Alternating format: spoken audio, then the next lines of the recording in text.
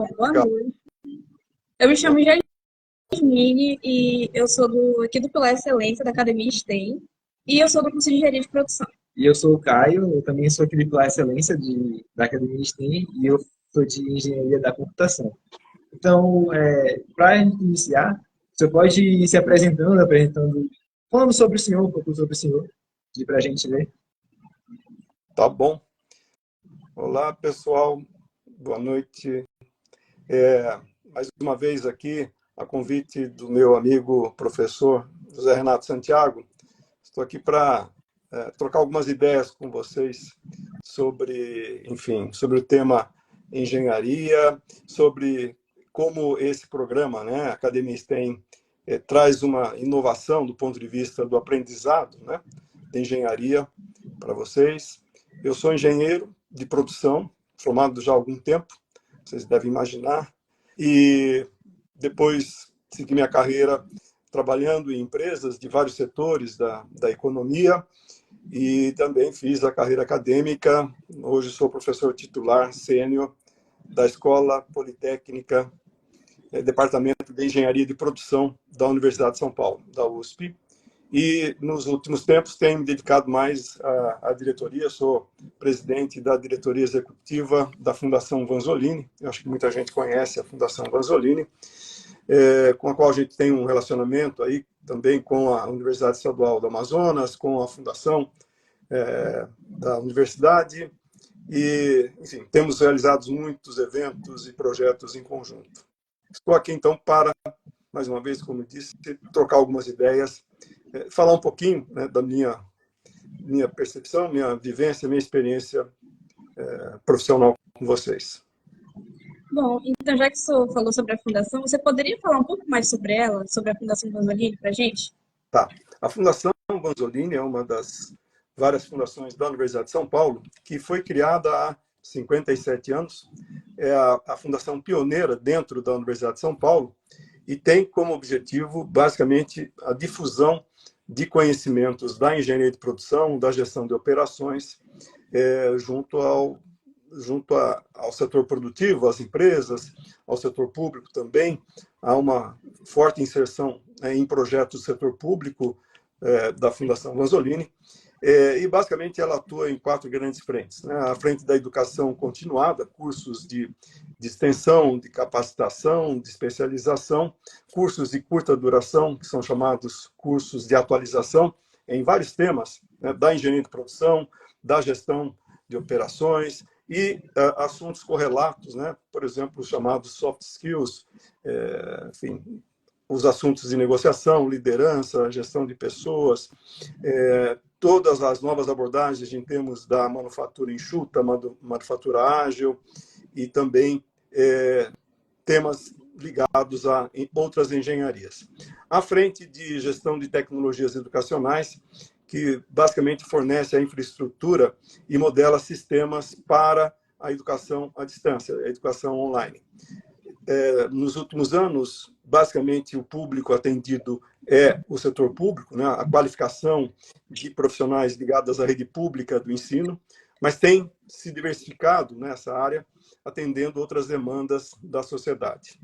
Uma área que é a área de certificação de sistemas, né? Sistemas de gestão da qualidade, sistemas ambientais, sistemas ligados à gestão do risco, sistemas ligados a questão da informação, né, da segurança da informação, enfim, há uma série de sistemas de gestão que vocês podem acessar, vanzolini.org.br. Né? E uma última vertente que eu queria enfatizar na verdade, a mais recente, e acho que tem muito a ver com esse nosso assunto, que é a vertente de PDI, né, as siglas Pesquisa, Desenvolvimento e Inovação, que é o que faz a diferença, tá certo? Do ponto de vista do próprio desenvolvimento da sociedade em todas as áreas, né? E entendendo que esse termo desenvolvimento cada vez mais ganha a conotação, né? Ganha o adjetivo de desenvolvimento sustentável. Eu acho que esse também pode ser um tema a gente explorar, de que forma a engenharia, ou melhor, as engenharias, as várias modalidades de engenharia, podem e devem contribuir com um projeto de economia e sociedade sustentáveis. Muito bem. Agora, você pode falar um pouco sobre a sua trajetória, né? É, Ah, a- Até a presidência da diretoria da executiva da Fundação vou Vanzolini. procurar resumir aqui um pouco, né, dessa trajetória. É, bom, então, como eu disse, me formei em engenharia de produção na Escola de Engenharia de São Carlos, da Universidade de São Paulo, né, é um campus no interior aqui do estado de São Paulo. Depois trabalhei na indústria, trabalhei na indústria de cosméticos, na indústria metalúrgica. Depois também tive uma passagem por um banco, um grande banco, um dos maiores bancos do Brasil, que hoje, né, há algum tempo atrás, se fundiu, criando aí um grande conglomerado financeiro. Depois eu voltei a trabalhar na universidade e fiz minha carreira, mestrado na Fundação Getúlio Vargas, fiz o doutorado na Universidade de São Paulo, fiz programas de pós-doutorado, enfim, segui toda a carreira, me submeti a todos os exames, né, para a progressão na carreira, livre docência, até chegar aí a ser professor titular, isso já há algum tempo, há mais de 15 anos, e estou como professor sênior porque é um novo contrato que a universidade, né, realiza com o professor, que já teve o período, né? Me aposentei regularmente pela universidade, mas tenho um contrato para continuar prestando serviço à universidade. E já há 30 e poucos anos, esse trabalho na universidade eu venho desenvolvendo em paralelo com atividades na Fundação Vanzolini, que é uma fundação que foi criada e é gerida por professores desse departamento de engenharia de produção, né, como eu já disse. E desde 2008 eu me envolvi mais com o lado administrativo da fundação, participei como conselheiro, né, membro do conselho curador de 2008 até 2015, e a partir de 2016 eu fui convidado a assumir a presidência da diretoria executiva, né, função que venho desenvolvendo até hoje, com muito gosto. Bom, ainda seguindo, você também poderia comentar com a gente um pouco sobre as dificuldades que você teve na sua formação, durante a sua formação? Legal. Eu vou tentar aqui, e vocês fiquem à vontade, inclusive os demais participantes, eu estou vendo aqui o número 24, é isso? São 24 participantes dessa live? São. Eu não sei se eles podem participar, de que forma, se eles podem mandar aí. Na pergunta em Tá. si. Vocês Eu mandarem, vou, a gente fala para você. talvez assim, tentando aqui identificar algumas das maiores dificuldades, tanto do ponto de vista da formação, quanto do ponto de vista da experiência, vamos dizer, das primeiras experiências profissionais propriamente dita, né? Do ponto de vista da formação, até mesmo por uma questão de personalidade, de desejo, né?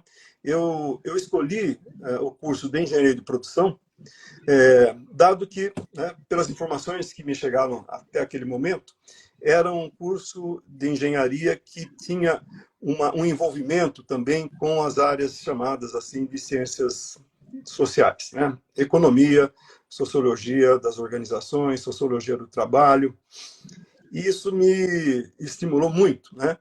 Porque apesar de gostar e gostar muito, né, até então, das ciências assim chamadas exatas, né, a matemática, a física, um pouco menos de química, eu entendia que haveria no mundo, né, profissional, né, oportunidades para esse tipo de atividade profissional, né, do engenheiro de produção. E que depois fui, né, descobrir que a origem do termo engenharia de produção aqui no Brasil veio do Industrial Engineering, né, da engenharia industrial norte-americana. E mais à frente ainda, né, eu tive a oportunidade de trabalhar na Universidade de Milão, na Politécnica de Milano, né, lá na Itália, né, em Milão em particular, esse curso é chamado de Engenharia Gestionale, significa engenharia de gestão, né? Então, mas voltando um pouco, né, aos problemas iniciais, foi exatamente ter que estudar. Estudei, claro, não foi uma opção, mas foi um requisito, né, do curso de engenharia, estudar muito matemática, principalmente cálculo diferencial integral, né, cálculo numérico, física. Ainda que física eu me dei bem, porque eu achava muito interessante, porque já é uma aplicação, não é, dos conhecimentos mais abstratos em fenômenos reais. Daí para a engenharia, né, algo mais, eu diria que mais palpável. Mas eu diria que as primeiras dificuldades têm a ver com essas disciplinas do que a gente chama hoje de, não sei se vocês chamam de fundamental, né, o ciclo básico, o ciclo fundamental. Principalmente, e aí eu coloco essa dúvida, né, a vocês mesmos, gostaria de ouvir, ter um retorno de vocês, principalmente na perspectiva de que o engenheiro escolhe a profissão de engenharia porque ele sabe que vai usar matemática, física, química como ferramentas, não como uma finalidade em si. E eu acho, pelo menos na minha experiência, isso que eu quero compartilhar com vocês, que os professores dessas disciplinas não entendiam muito bem como aplicar, né, essas ferramentas das ciências básicas, né, da matemática, da física, da química, em resolução de problemas, né, no enfoque das engenharias. Não sei se vocês sentem essa mesma dor, né? Então, eu diria que, no curso em geral, essa foi a minha maior dificuldade, né? Até comento com colegas, né, da época, e isso parece ser algo muito recorrente, né? E depois de formado, vinha aqui pesadelos, né, de que eu não havia sido aprovado ainda em cálculo B, né, o segundo curso de cálculo diferencial integral. Falei, poxa vida, mas eu fiz toda a minha carreira e agora descobriram que eu não fui aprovado na disciplina de cálculo B, para ver como isso acabou criando um certo trauma, né? Mas eu imagino que isso seja um lugar comum. Mas só para completar, depois, já nos primeiros anos de atividade profissional, eu acho que o Caio, né, perguntou quais foram os maiores problemas ou dificuldades. Foi isso? Foi esse termo que você usou, Caio? Dificuldades? Sim, sim. Principalmente na questão do ciclo básico, que você comentou, é uma dor bastante dentro da engenharia. Sim. Bem complicada. Agora, Dependendo da metodologia do professor também. sim. Eu acho que é uma questão muito estrutural isso, né? Claro, né, os professores de cálculo foram, né, formados, treinados, né, e têm o seu paradigma, né, o seu modelo mental dirigido a isso, né, como finalidade. Fica difícil. Ou alguém já falou, se um aluno perguntar, professor, onde é que eu aplico, né, essa fórmula, onde é que eu aplico esse princípio matemático, onde é que eu aplico essa derivada, essa integral? No mundo real. É muito difícil, né? A gente reconhece, né? Para o professor de cálculo diferencial integral, saber onde que ele aplica no mundo real, porque ele nunca aplicou. Raro, eu acho que são raros os casos de professores que conseguem ter uma experiência profissional nas engenharias e que trazem isso para uma disciplina, né? Estou dando exemplo de cálculo diferencial integral no ciclo básico dos cursos de engenharia no Brasil até os dias de hoje. Posso estar enganado. Tudo bem?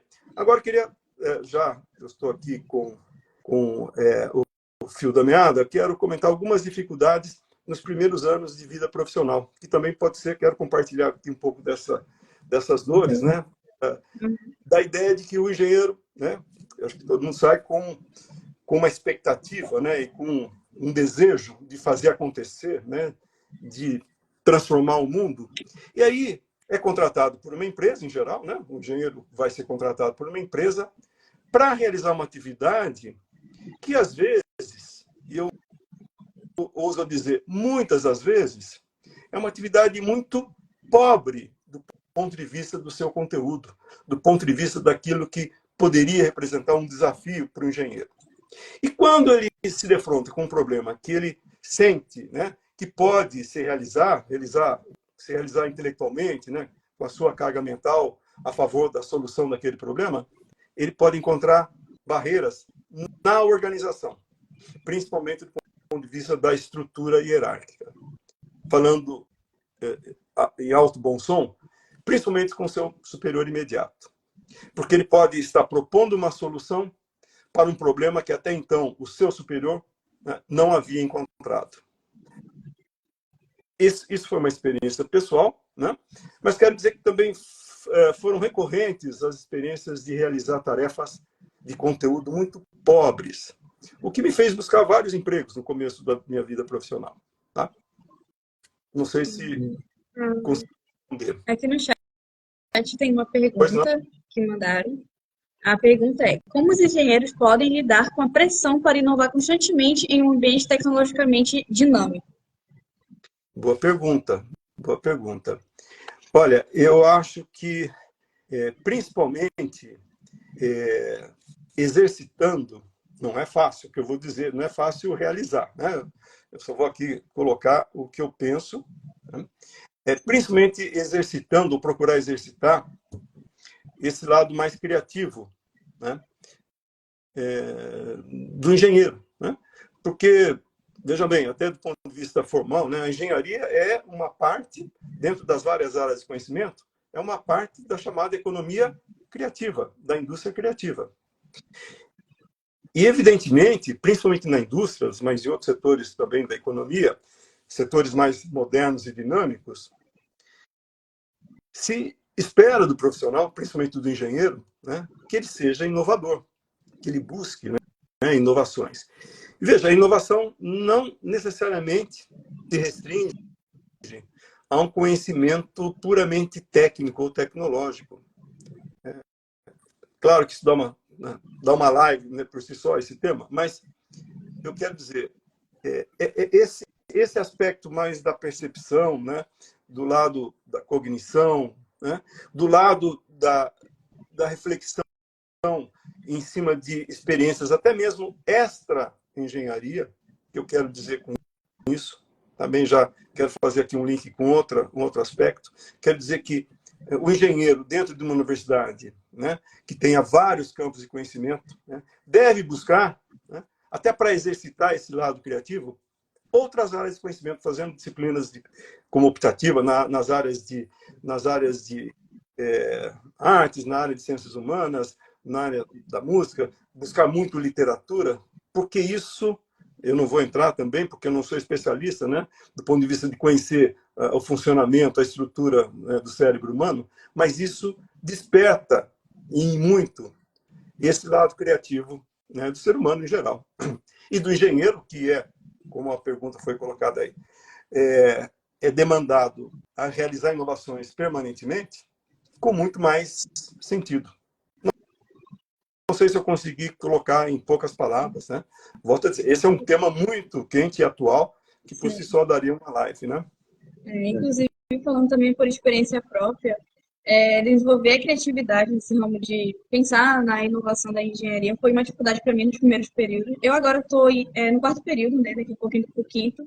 Então, como você falou sobre pegar disciplinas optativas como uma espécie de solução, né, para tentar desenvolver a criatividade, eu penso em pegar nos períodos assim que passar o período do ciclo básico, que é mais difícil, pega bastante gente.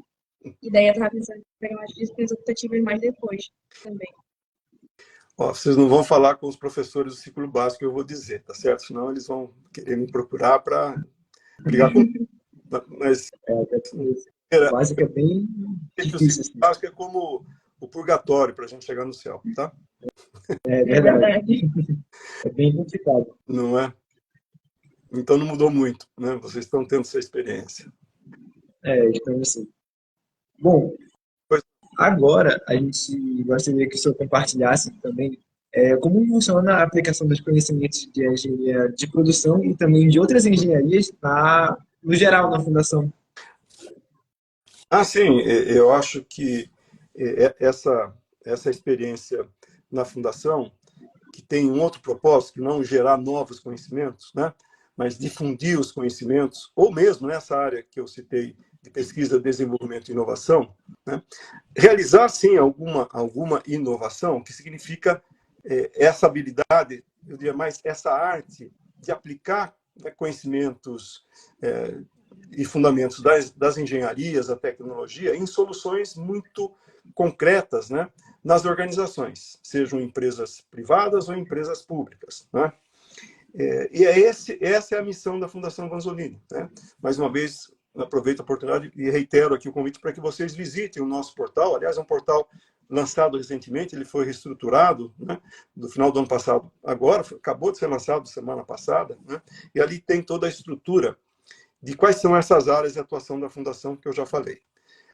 Mas, basicamente, é isso, né? E esse é um outro desafio, porque é uma outra forma de pensar o uso das engenharias, a aplicação das engenharias e dos conhecimentos de outras áreas correlatas. Eu acho que o Caio mencionou, quer dizer, a engenharia de produção tem essa particularidade, né? Isso, o que eu vou dizer não é novidade, vocês conhecem aí em toda a literatura da engenharia de produção. A engenharia de produção, né, nasce como uma engenharia de sistemas, né? Sistemas integrados do quê? De equipamentos, materiais, né, espaço físico, homens, meio ambiente e, por si só, por essa definição, né, e energia, se a engenharia de produção é tratada como uma engenharia de sistemas integrados, de todos esses elementos, na visão agora, né, do desenvolvimento sustentável, podemos dizer que na própria origem, na concepção da engenharia de produção, ela é uma engenharia da sustentabilidade na sua essência. Na sua essência. E sem nenhum demérito para outras áreas, né, das engenharias, eu diria que por isso que esse tipo de engenheiro é muito demandado no mercado de trabalho. Não só para trabalhar naquelas áreas tradicionais da engenharia de produção, como na manufatura, né, na indústria, mas nas áreas que, de fato, né, vem demandando muito por esse tipo de profissional. No setor de serviços, serviços bancários, serviços médicos, há muito engenheiro trabalhando, por exemplo, com gestão de sistemas médicos hospitalares. Cada vez mais fica evidente que o funcionamento, por exemplo, de um hospital, né, principalmente de grandes hospitais, né, com muitas frentes de atuação, com muitas especialidades, demanda essa visão integrada, né, para fazer com que a operação médica, né, a operação fim dessa organização, se realize no padrão de excelência que se exige. Tá? Também, isso é uma experiência aqui da Escola Politécnica, né, da engenharia de produção aqui da USP, muita demanda de engenheiros de produção para trabalhar em consultoria estratégica, e no setor financeiro, né?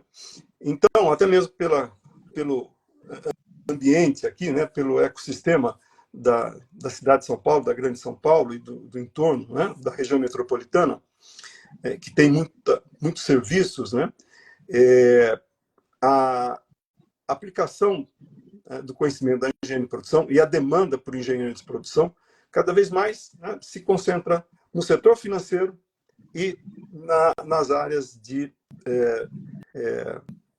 gestão estratégica, né, nas consultorias de estratégia. E também o engenheiro de produção se motiva muito, né, por essas áreas, porque abre-se um leque de opções e também abre, de alguma forma, uma nova visão sobre as questões complexas, né, do mundo atual. Certo. Tá. Tem uma outra pergunta aqui no chat que os participantes estão mandando. Como os engenheiros podem lidar com a rápida obsolescência de habilidades e tecnologias em suas áreas de atuação? Legal. Quer dizer, essa ideia é muito importante também. Quem fez a pergunta, parabéns, porque essa é uma realidade, né? Acho que vocês sentem isso muito mais do que eu quando me formei lá atrás, né? Que é a ideia da obsolescência tecnológica, né?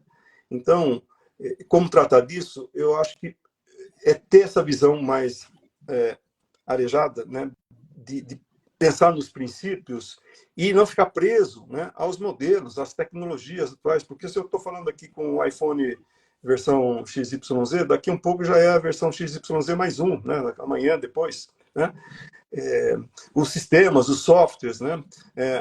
Aliás, uma onda tecnológica que veio para ficar e vai transformar muito do que é a própria engenharia hoje e do que são as organizações também, que é a inteligência artificial, certo? entender que essa nova ferramenta, né, entendido como uma ferramenta, pode ser, né, um grande apoio, né, para os engenheiros no seu desempenho profissional, né? Não só para os engenheiros, qualquer área, tá certo? Acho que o médico vai usar muito inteligência artificial, já está usando, né? Principalmente aí em grandes centros médicos, mundo afora, né? As outras áreas de conhecimento também, eu acredito que as artes, né? O cinema pode estar usando inteligência artificial e já está usando, né? Então, isso é para dar um exemplo, né, da constante mudança tecnológica, né? Um economista importante do século passado, né, Schumpeter, chamou isso de um processo de destruição criativa. As inovações, né, funcionam no mundo, nas organizações, nas empresas, funcionam também na universidade como um processo de destruição criativa. O que esse senhor quis dizer? Parece um pouco contraditório, né? Você está destruindo ou criando uma coisa nova? A inovação tem esse papel. Ela cria uma coisa nova e, ao mesmo tempo, destrói o padrão anterior. E isso é permanente. Quer dizer, no processo de desenvolvimento, no processo de concorrência entre as empresas que não buscam inovação de forma permanente ficam para trás e até, né, são expelidas do mercado, são expulsas do mercado nesse processo de concorrência entre as empresas, né? Então, é isso. É um pouco essa ideia de estar aberto. Olha, o que eu aprendi até hoje foi legal, eu estou sempre aqui, olha, depurando, selecionando, identificando quais são os princípios que são fundamentais, mas não ficar preso, né, aos modelos. Não ficar preso aos modelos. É claro que os modelos sempre serviram e vão servir na condução, na tomada de decisão de qualquer profissional. Do engenheiro também. Do engenheiro, quando ele assume postos de comando, seja no nível gerencial, seja no nível de direção, né, seja como CEO de uma organização, né? Essa abertura mental para a inovação como um processo de destruição criativa é fundamental para o sucesso do profissional, do engenheiro em particular. Certo. Agora, assim, falando sobre a sua experiência e conhecimento, qual seria a principal dica que você daria para engenheiros que estão se formando agora? Não Assim, parar de... entrando no mercado de trabalho. Olha, é legal, eu não sei se ainda tem essa formalidade, né? O engenheiro se forma, tem lá a colação de grau, tem ainda esse termo, colação de grau, recebe um grande, eu acho que uma dica que eu daria assim, de maneira muito enfática, uma grande armadilha é achar que o engenheiro, com o seu diploma, ele está plenamente formado. Deu para entender? Então, é essa abertura, eu diria até, não só mental, mas até de espírito, de dizer o seguinte: agora eu estou pronto para começar a aprender cada vez mais. Porque o aprendizado da universidade é importante, mas o aprendizado que ele vai ter ao longo da vida profissional vai moldando esse profissional, né, a cada tempo, né, de tempos em tempos. E a ideia de que a formação continuada é fundamental, eu não estou aqui, né, fazendo divulgação, né, da nossa instituição aqui da Fundação, mas é fundamental. Né, o engenheiro, por exemplo, que fez um curso mais de engenharia, eu diria, hardware, né, da engenharia tradicional, e certamente ele vai ter que buscar um curso de pós-graduação, um curso de especialização, um mestrado, um doutorado, se ele quer fortalecer esse lado mais conceitual, ou buscar lá um MBA, né, uma especialização. E mais, além, né, dessa busca de aperfeiçoamento em cursos, entender que o engenheiro é também um pesquisador. Ele deve se entender como um pesquisador, principalmente por esse fato que vocês acabaram de mencionar. Por quê? Porque a tecnologia se transforma a cada dia e numa velocidade cada vez mais intensa. Cada vez mais intensa. Então, abertura mental e de espírito. Tem que estar sempre atualizando, né? Entender continuando nessa pegada de dicas assim, que você dá para as pessoas que estudam engenharia, eu queria que o senhor falasse também quais as principais habilidades que o senhor acha que o engenheiro deve desenvolver ao longo da sua formação. Vamos lá. Pois claro, a gente fala, né? Um amigo me disse, a gente sempre fala segundo as lentes que a gente está usando, né? Aqui uma figura de linguagem, né? Quer dizer, e muito dessa trajetória que marca a nossa experiência, né? Que a gente incorpora ao longo do tempo. Mas, assim, eu entendo que há duas grandes vertentes na trajetória de um engenheiro. Aquele engenheiro que vai se especializar em uma dada tecnologia, tá certo? Ele vai ser, eu vou chamar de um engenheiro especialista. Né? Claro que aí, do ponto de vista formal, podem ter outras denominações. Né? Um engenheiro especialista. Por exemplo, ele vai se especializar em materiais a partir da nanotecnologia, materiais sintéticos ou, enfim, materiais aplicados lá para biotecnologia. Então, ele vai ser um engenheiro especialista. Percebe? Ele vai mergulhar, acho que aqui a imagem, sim, ele vai afunilar, né, num determinado, né, específico conhecimento. E isso a sociedade demanda também.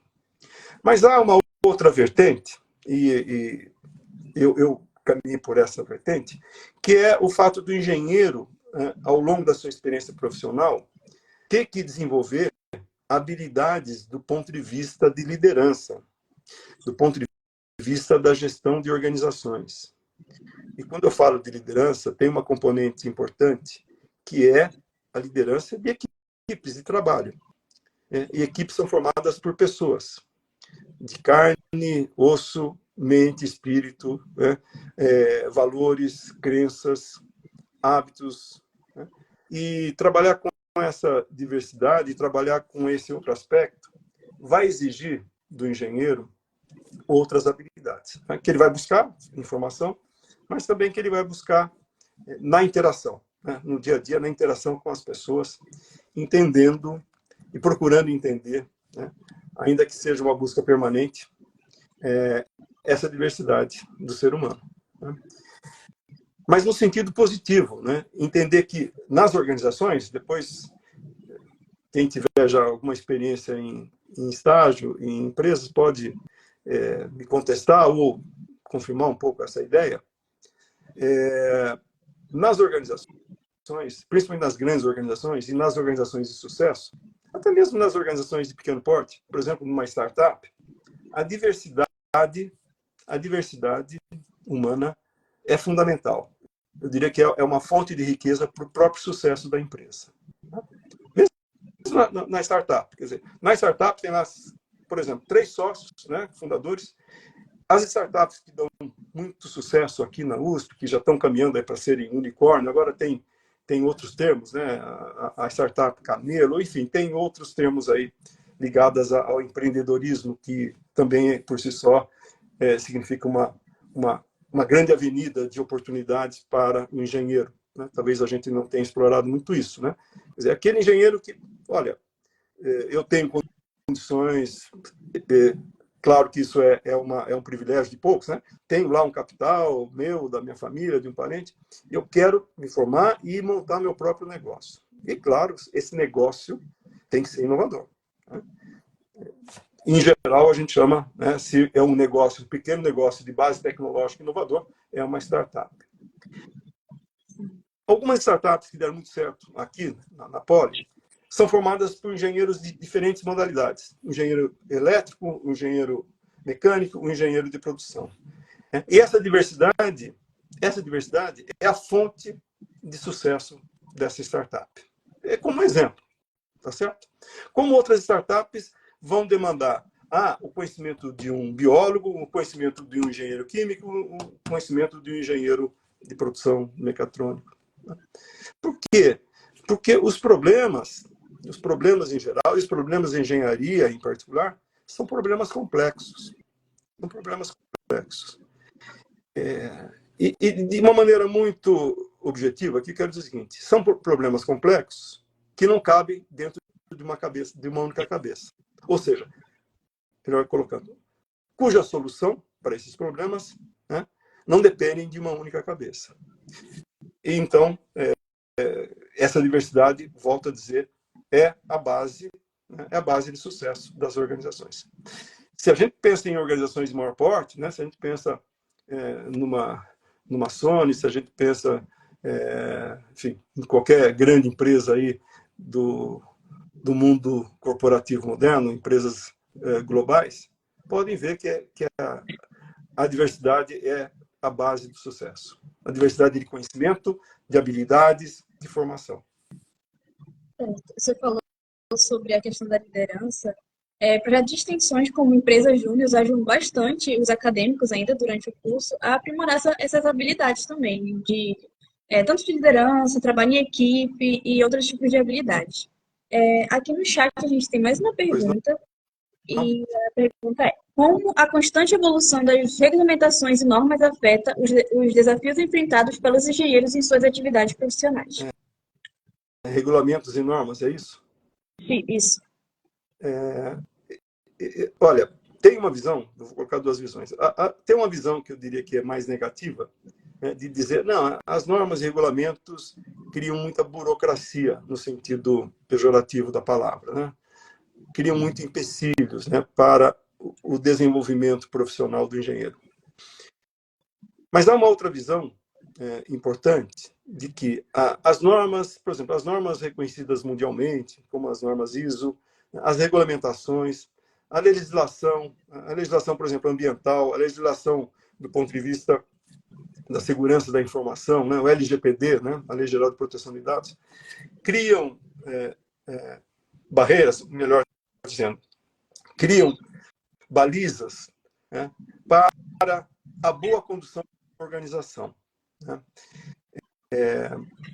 Toda a legislação antifraude, né, todo o apelo para a ética profissional, eu diria que, baseada em legislações e normas, eu diria que contribuem para o bom desempenho do profissional, todos os profissionais, e do engenheiro também.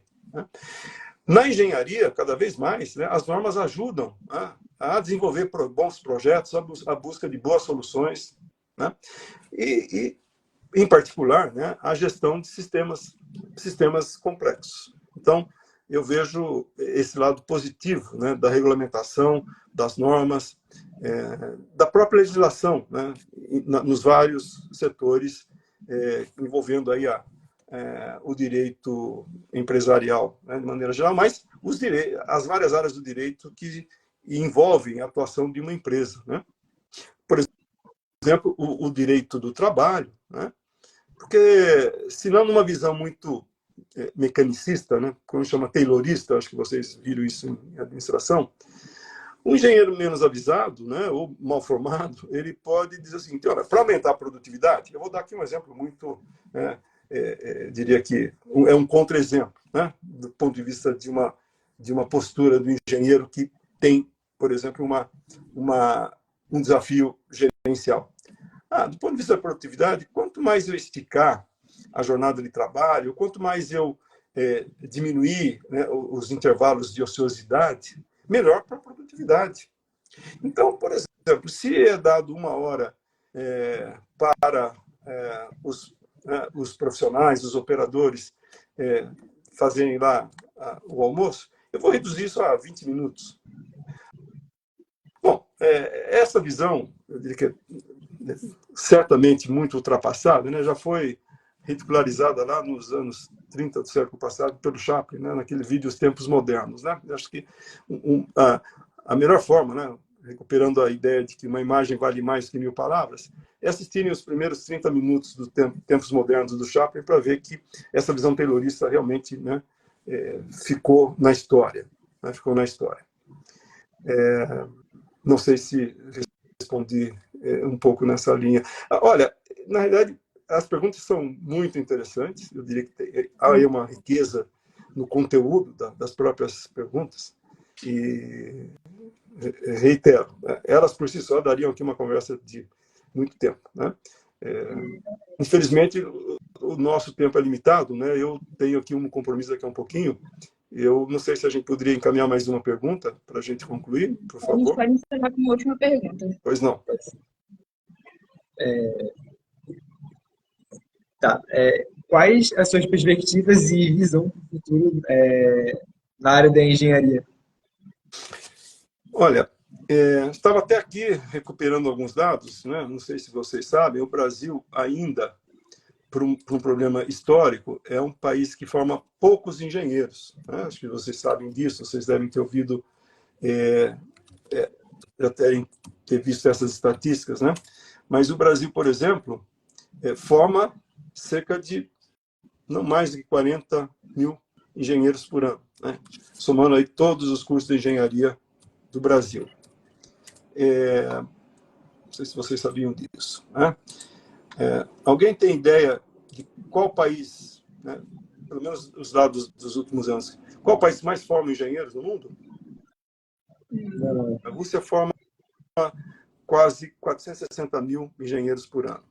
Seguido pela China, que forma 430 mil, aproximadamente. Estados Unidos, com 240 mil. Irã, Índia, Japão, Coreia. O 10º colocado no ranking é o México. Forma cerca de 115 mil engenheiros por ano. É o dobro do número de engenheiros formados no Brasil.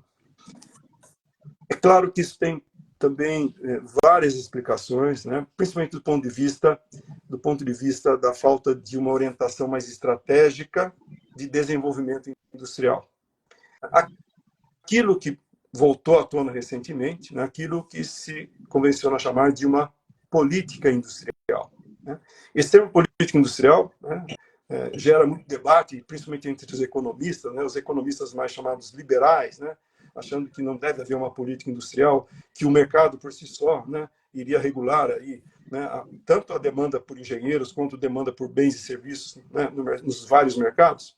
E uma outra visão que eu comungo, né, de que sim, há uma necessidade de uma orientação estratégica, vou chamar de orientação estratégica, né, e do ponto de vista das engenharias, que se aplicam muito à indústria, principalmente, à indústria da construção civil, à indústria química, petroquímica, metalmecânica, eletroeletrônica, enfim, as várias áreas, né? Depende de uma orientação estratégica que se chama política industrial. E no mundo inteiro, né, e principalmente no mundo mais recente, no pós-guerra, essas políticas industriais, né, tiveram como Estado o grande ente, né, o grande agente da economia para elaborar isso. Porque, é claro, eu não estou falando de governo, estou falando do Estado, né? O Estado como uma entidade que vai formular políticas e que são políticas de Estado, não de governos. O que significa isso? Significam orientações, né, diretrizes de longo prazo, né? Políticas não de 4 anos, nem de 8 anos, políticas de 20, 30, 40 anos. Né? Claro que isso deve contar com especialistas profissionais, quem enxerga um pouco, né?